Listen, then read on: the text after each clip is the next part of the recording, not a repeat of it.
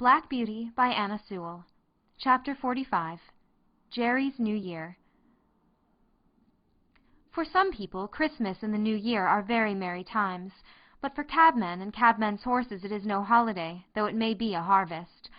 There are so many parties, balls, and places of amusement open that the work is hard and often late. Sometimes driver and horse have to wait for hours in the rain or frost, shivering with the cold, while the merry people within are dancing away to the music. I wonder if the beautiful ladies ever think of the weary cabman waiting on his box, and his patient beast standing till his legs get stiff with cold. I had now most of the evening work, as I was well accustomed to standing, and Jerry was also more afraid of Hotspur taking cold. We had a great deal of late work in the Christmas week, and Jerry's cough was bad, but however late we were, Polly sat up for him, and came out with a lantern to meet him, looking anxious and troubled. On the evening of the New Year, we had to take 2 gentlemen to a house in one of the West End squares. We set them down at 9 o'clock, and were told to come again at 11. "But," said one, "as it is a card party, you may have to wait a few minutes. But don't be late." As the clock struck 11 we were at the door, for Jerry was always punctual. The clock chimed the quarters, 1, 2, 3, and then struck 12, but the door did not open. The wind had been very changeable, with squalls of rain during the day, but now it came on sharp, driving sleet, which seemed to come all the way round. It was very cold, and there was no shelter. Jerry got off his box, and came and pulled one of my cloths a little more over my neck. Then he took a turn or two up and down, stamping his feet. Then he began to beat his arms, but that set him off coughing, so he opened the cab door and sat at the bottom with his feet on the pavement, and was a little sheltered. Still the clock chimed the quarters, and no one came. At 12:30 he rang the bell, and asked the servant if he would be wanted that night. "Oh, yes, you'll be wanted safe enough," said the man. "You must not go. It will soon be over." And again Jerry sat down, but his voice was so hoarse I could hardly hear him. At 1:15 the door opened, and the 2 gentlemen came out. They got into the cab without a word, and told Jerry where to drive. That was nearly 2 miles. My legs were numb with cold, and I thought I should have stumbled.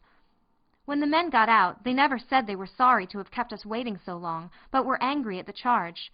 However, as Jerry never charged more than was his due, so he never took less, and they had to pay for the 2 hours and a quarter waiting, but it was hard-earned money to Jerry.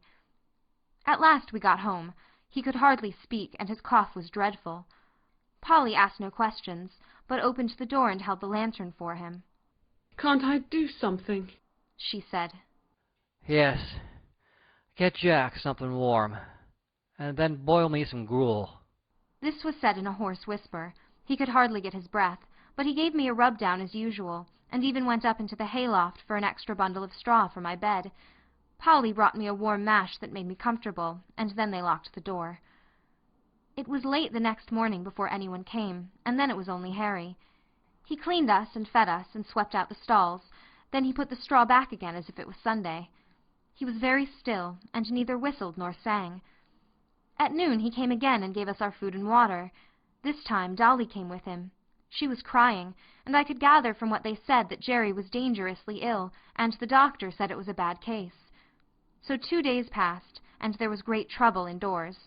We only saw Harry, and sometimes Dolly. I think she came for company, for Polly was always with Jerry, and he had to be kept very quiet. On the 3rd day, while Harry was in the stable, a tap came at the door, and Governor Grant came in. "I wouldn't go into the house, my boy," he said, "but I want to know how your father is." "He is very bad," said Harry. "He can't be much worse. They call it bronchitis.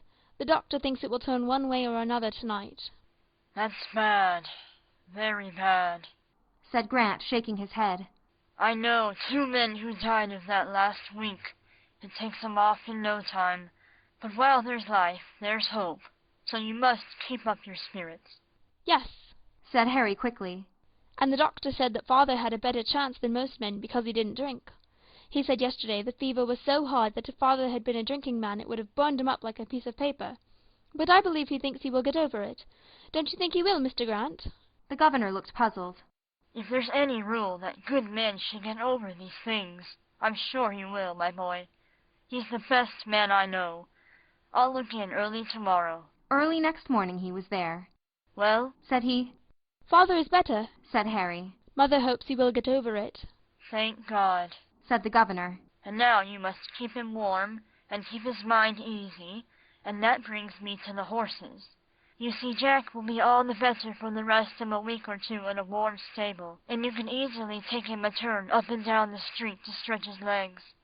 But this young one, if he does not get work, he will soon be all up on end, as you may say, and will be rather too much for you, and when he does go out, there'll be an accident. It is like that now, said Harry. I have kept him short of corn, but he's so full of spirit I don't know what to do with him. Just so, said Grant. Now look here. Will you tell your mother that if she is agreeable, I will come for him every day till something is arranged, and take him for a good spell of work, and whatever he earns, I'll bring your mother half of it, and that will help in the horses' feed. Your father is in a good club, I know, but that won't keep the horses, and they'll be eating their heads off all this time. I'll come at noon and hear what she says. And without waiting for Harry's thanks, he was gone.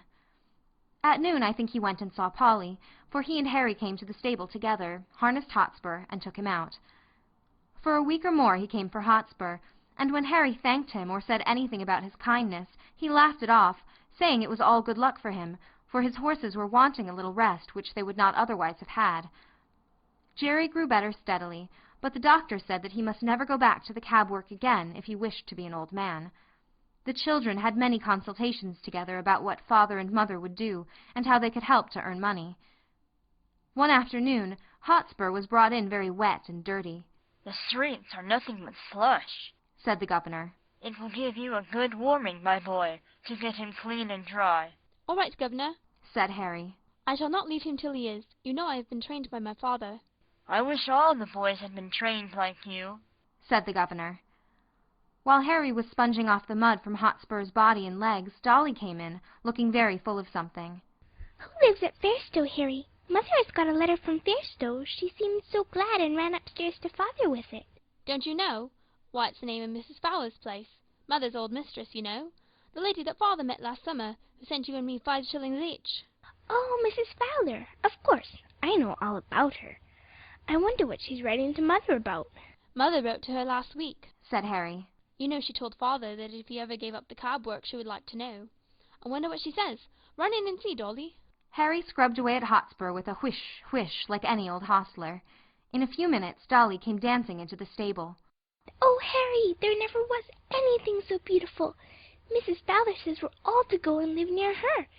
There's a cottage now empty that will just suit us with a garden and a hen house and apple trees and everything, and our coachman is going away in the spring, and then she will want Father in his place, and there are a good many families round where you can get a place in the garden or the stable, or as a page boy, and there's a good school for me, and Mother is laughing and crying by turns, and Father does look so happy.